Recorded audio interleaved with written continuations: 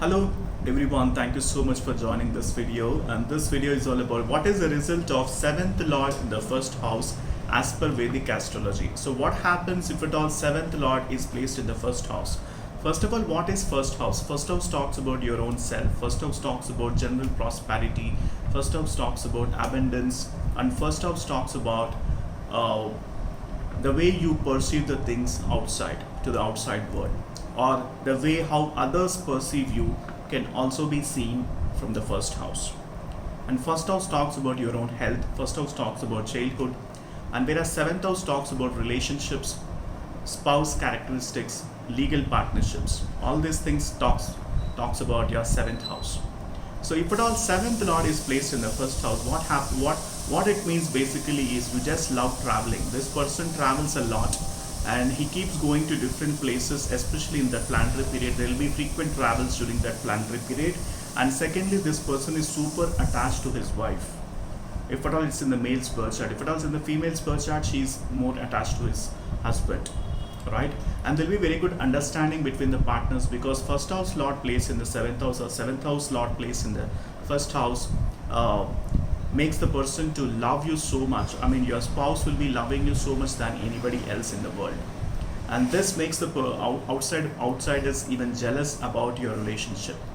And also seventh house lord placed in the first house also represents that this person, if at all in the, let's say seventh house lord is placed in the first house, and the first house being aspected by malefics like Rahu, Saturn, Ketu or Mars, this represents that this person will be having more than one marriage. That means with the first spouse he might get divorced and he will be marrying to the second wife, provided if malefics are watching the first house. Okay, like especially two malefics, like either of Saturn, Rahu, Mars or Ketu. So they should be watching. So if two planets are even seated in the first house, and the seventh house lord is placed in the first house, then definitely more than one marriage, of course. That means you will be having a love failure or relationship failure, and then you'll be marrying to somebody else. So that might also happen if at all if the malefics are placed in the seventh house lord is placed in the first house, and also along conjunct with the malefics. Let me give an example. Let's say you are a Gemini ascendant. Okay, for Gemini ascendant, Sagittarius becomes the seventh house. If at all Gemini lord, that is Mercury, is placed in the seventh house, that is in Sagittarius, along with Mercury, if at all you have Mars and Saturn, then this is an indication that this person will be marrying twice. That means obviously he will be having a divorce with the first person, and then he'll be marrying to the another person.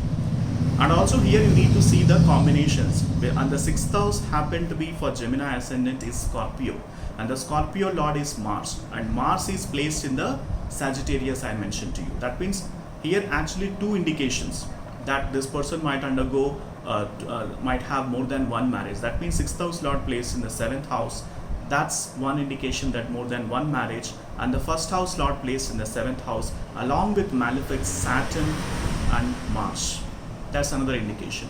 So this is how we'll be generally giving the final prediction to see whether this person will be having more than one marriage.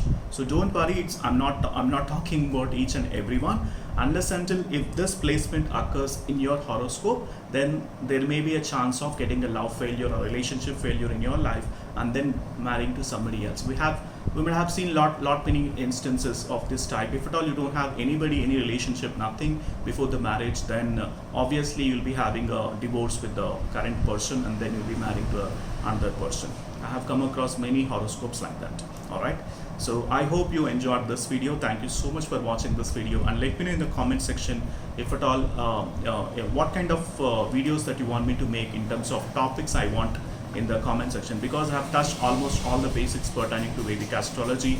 So I need to know from you what are the topics that you want me to cover in my videos, so that I can prepare such topics and I can able to post in my YouTube channel. Alright, and secondly, I want to tell you thank you so much for keep supporting me, and please like, share and subscribe to my YouTube channel. And also if at all you need my astrological consultations, the link is mentioned in the description section. Do book for an astrological consultation. Once I get a consultation order, I'll be able to help you with the complete analysis pertaining to your individual birth chart.